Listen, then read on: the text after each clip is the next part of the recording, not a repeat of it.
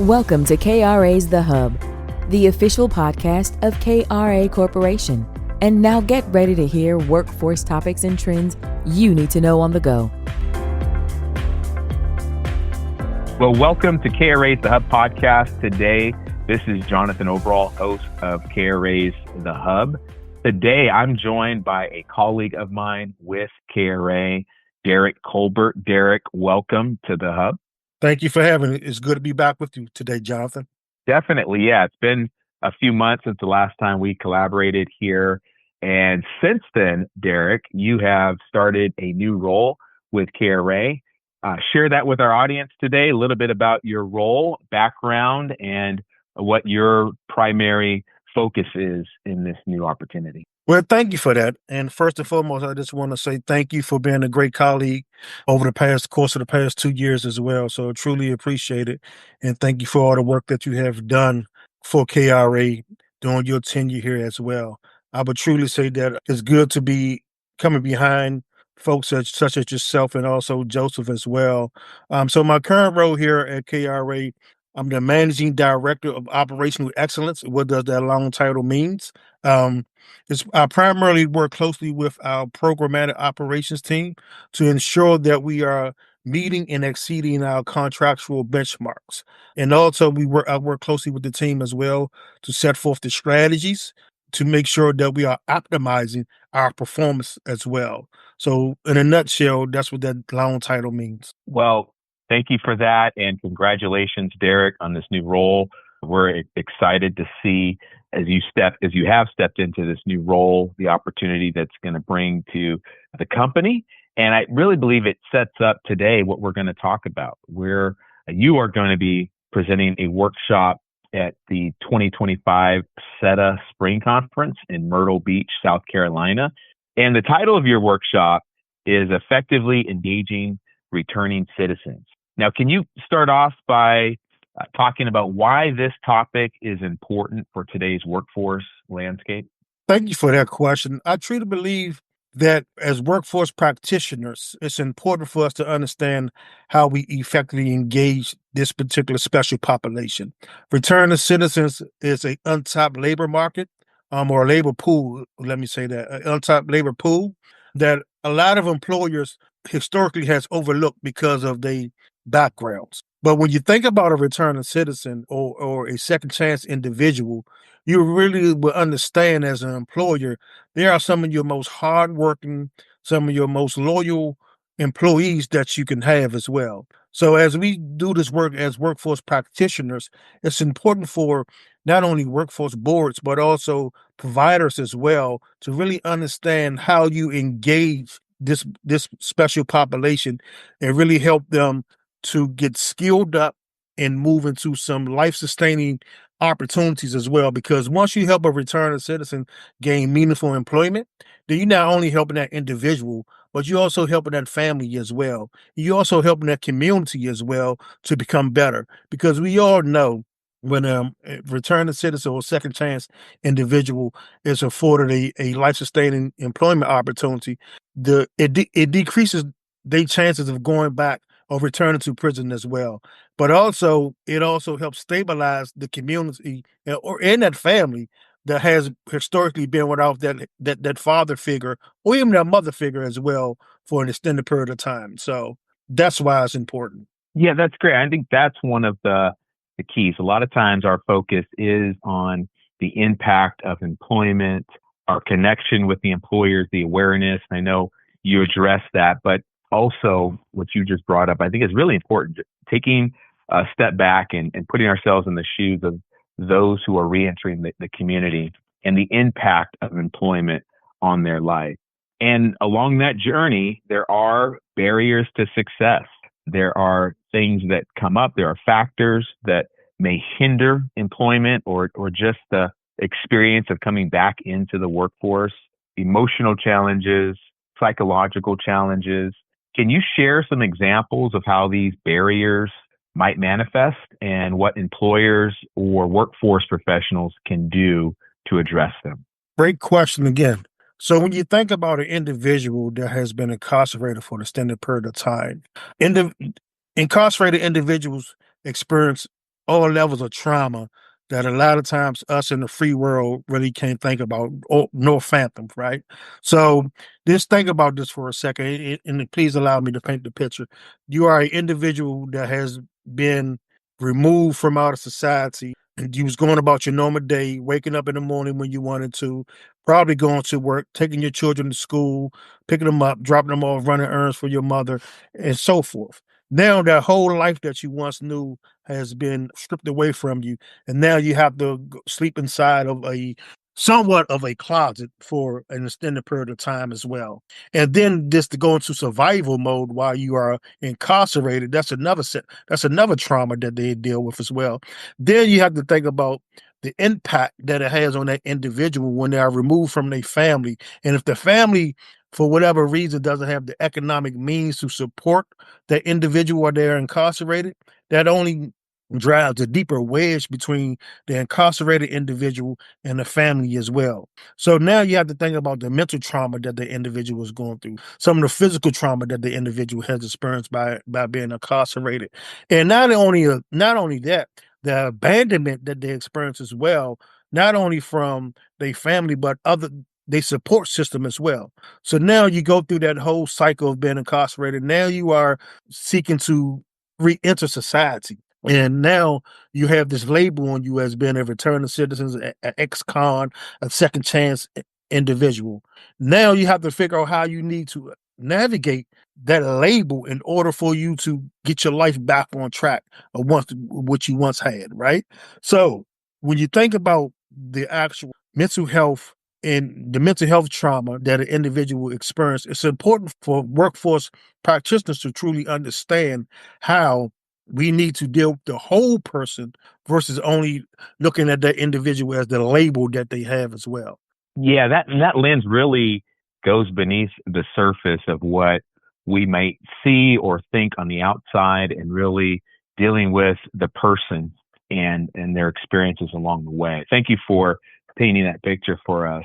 Now, I know in your workshop you're planning to share some of these examples, background. What are some of the best practices that you could point to that would show us the impact of some of these programs in workforce or even with employer partnerships? Great question. So when you think about individual that's seeking to re-enter into society, one of the best practices is for any workforce entity is to truly develop a program that allows you to go inside the actual prison within a year to 6 months of the individual being released. So that way you can work with that individual prior to them being released on a re-entry strategy, right? And being able to get them to understand, okay, well, when you come home, you're probably going to need a ID so you can navigate the system. You probably going to need to know where you can go at to get clothing and other supportive services like that as well. So helping that individual craft a reentry plan prior to them returning back to society is one of the best for me, in my opinion, in the years that I've been working with this special population, has been one of the best practices and strategies that have been implemented. And I know several cities and several states have reentry programs that goes inside the actual institutions prior to the individual being released as well. And by you implementing it and adopting them kind of strategies, it helps it helps to set that individual up for success for the long term, because now they feel supported. Now they feel that they have someone that they can rely upon once they return back home. Now they understand the steps they're gonna have to take, the initial steps they're gonna have to take amongst their well. But not only that, I also believe that family reunification programs as well really helps the individual successfully reintegrate back to society as well. Because here again, you have been disconnected from your family for an extended period of time. So now your family member have to get to learn you all over again. You have to get to learn your family members all over again as well.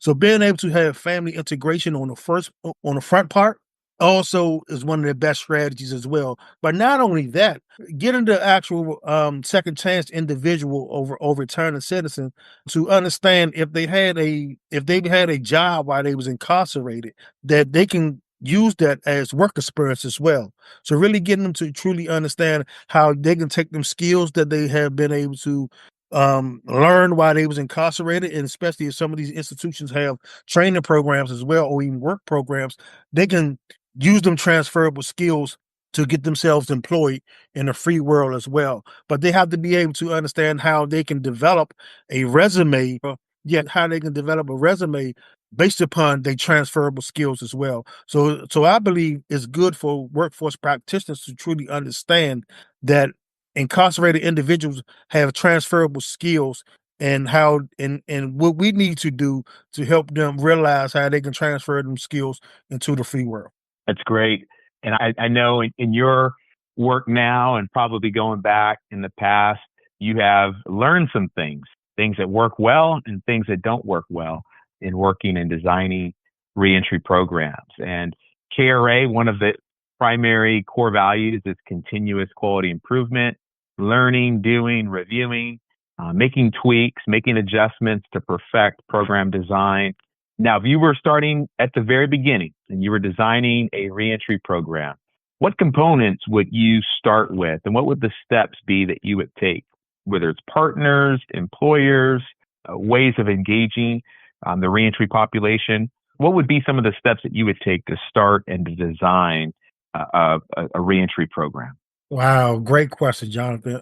So some of the initial steps that I would take to design a reentry program here at KRA will be to some of the things that I already made mention of. But the first step I would take is to have a conversation with their employer community first, the employer partners, to help to remove the stigma around returning citizens or second chance individuals as well, right? Because everyone that's incarcerated is not a bad person. For whatever reason, they got caught up in some things, or they made bad decisions that landed them into the situations that they are. But data shows that returning citizens are one of the most hardworking, loyal employees that you can have. So that would be my first step, because we can design the supportive services on the back end, but if we don't have the employers on the front end to really, for the buy-in from the employers on the front end, then designing a workforce development program for second chance individuals really doesn't matter, because we really have to make sure they get employed. So that would be the first step, engaging with the employers first. Second step will be to understand that every returning citizen don't want to do construction work, right? Historically, the workforce development space has pigeonholed second chance individuals and saying they only can do this level of work. But you have some successful second chance individual returning citizens that's working in corporate America these days. You have individuals that can actually go in, that's doing information technology. You have individuals that's actually being career navigators and case managers and job readiness coaches and things like that as well, right? So that would be the second step that I would take, to say, okay, well, let's open up these pools of opportunities to the second chance population / returning citizens population as well, and don't only try to pigeonhole them to labor jobs. They qualify for administrative jobs as well, and community engagement work as well, and others, right? So that would be the second step that I take. The third step that I would take is to ensure that we have supportive services, wraparound services available for them. And what do I mean by that? I mean the mental health services. I mean the family reunification services. I mean making sure that returning citizens can qualify for to make sure that returning citizens qualify for housing as well. Because one of the biggest barriers that returning citizens face returning back home is, based upon their criminal history or their charge, then they are not eligible to sign a lease for an apartment. So to work on to removing them kind of barriers right there as well, because we probably will understand that a lot of returning citizens become homeless because they cannot they are not eligible to sign a lease for an apartment, and they may be older now, so the family dynamics have changed. As younger children in the household, there's no space for them, or they may just want to be able to have their own space after being confined for a number of years. But the housing aspect of it really hinders the return of citizens from being successful as well. So that would be the three steps that I would take to design a return of citizens program here for KRA Corporation. That's great. Yeah, those housing, expanding the opportunities within different industries. And as you stated at the top, and this really is a thread throughout workforce development, starting with the demands and the needs of the employers and listening to them first. So thank you for those insights, Derrick.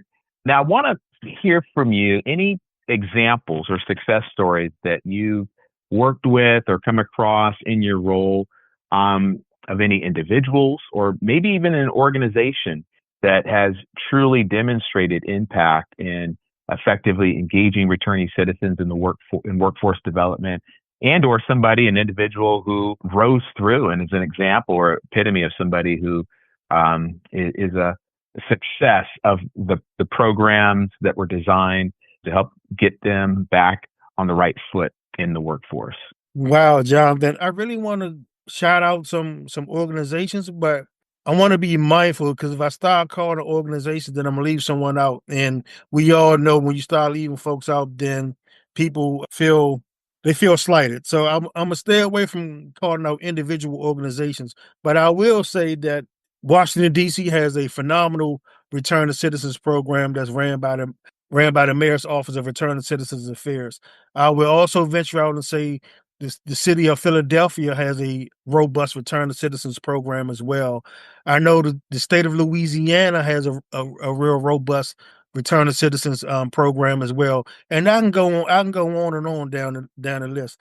But one of the most prominent Return to Citizens that I can think of that comes to the top of my mind is Larry Johnson. Larry Johnson is the chief executive officer of the Michael Jordan brand Jordan.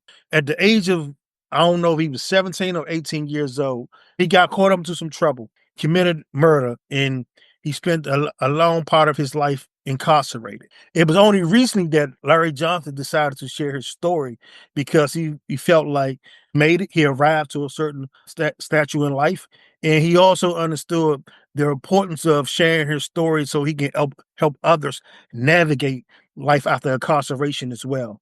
And his story, in the beginning of the story, Larry said he was shameful of sharing his experience because of the stigma that was around returning citizens, and he felt like he would have been able to be shut out of certain opportunities. But as he progressed throughout corporate America, he realized that majority of individuals in America makes a mistake, and he allowed to take away that power that he gave others to bring that power back to himself so he can empower others as well. If the listening audience don't know Larry Johnson's story, I would truly encourage you to research him and understand his story as well, because the story is a very remarkable story. And so that's one example that I truly can point to and show that with the right support, meaning family support, meaning community support, meaning supportive support as well, that a returning citizen, second chance individual truly can come home and turn their lives around and make a difference in their community. Not only make a difference in their community, but make an impact within their community as well. Because also, one of the biggest things, and I know we're speaking about workforce, but it ties into it. Historically, since returning citizens has been shut out of several workforce opportunities, they decided to become entrepreneurs. And by them becoming entrepreneurs, they have been able to start their business, grow their business, and hire others, returning citizens as well, and others from their community as well. So that's the level of impact that returning citizens can have when given the right opportunity and the right chances, and someone truly believing in them and not looking at them for their past mistakes. Great story, Derrick, and thank you for sharing that and putting Larry's story at the forefront and highlighting that. And again, it's a testament to those common themes of family support, employment support in the community, housing, wraparound services, addressing the needs of the community. And really, that's part of the approach. And I thank you for your time today and walking us through the insights of serving this population and also the community impact that is needed in order to see successful programs. And that's KRA's approach when coming in and partnering in local communities to support the reentry community. And so I'm looking forward to, I know your workshop is going to be impactful at the upcoming SETA conference. For those that are listening and those that might be in attendance at SETA coming up in March. Can you share with us some of the details of when your workshop is going to take place? And I know today was about that topic, but any additional insights or pitch that you want to give to those who might be in attendance at SETA and interested in attending your workshop? Thank you for that. First and foremost, my message to the listening audience is this right here.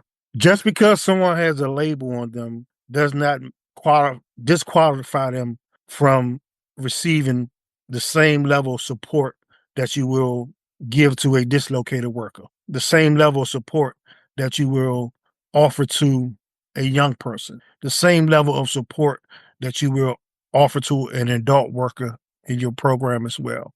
Being a returning citizen only means that for whatever reason, your socioeconomic status got you caught up into some situations and you had to go pay your debt to society. But they paid their debts to society. And now they are returning back home and they are looking and they are eager and willing to join the workforce. Give them the opportunity that they deserve. My workshop at SETA will be on March the 18th at 10:30 a.m. from 10:30 a.m. to 11:30 a.m. And at this moment, I'm not sure of the room number. And if you really want to understand and gain some insight and some strategies on how to effectively engage returning citizens within your workforce development program, or your organization is thinking about starting a workforce development program for returning citizens, I encourage you to come join my session. I have spent 8 years of my career working directly with this population. And throughout my experience working with this population, there are some of the most eager, hungriest folks and individuals that want to engage in positive, constructive activities to really help them get skilled up, to truly help them advance within their workforce professional journeys. But not only that, they have something to prove. They have something to prove to society that label that they have on them is not who they are. So I encourage you to stop by my workshop, sit in on a workshop, and truly, truly understand how to effectively engage returning citizens. Thank you. I want to thank you again, Derrick, for sharing your insights and your expertise and your years of experience. It definitely came through in today's conversation. And the best to you as you present there at SETA coming up here very soon. And again, look forward to having you back. It's always a pleasure to have these conversations, and we'll see you next time on The Hub. Thank you for having me, Jonathan. It's always good to be with you. Take care. Thank you for listening to KRA's The Hub. Don't forget to subscribe to the podcast on Spotify, Apple Podcasts, or wherever you listen to podcasts. To learn more about KRA Corporation, visit www.kra.com. Thanks so much for listening, and we'll be back soon with a new episode.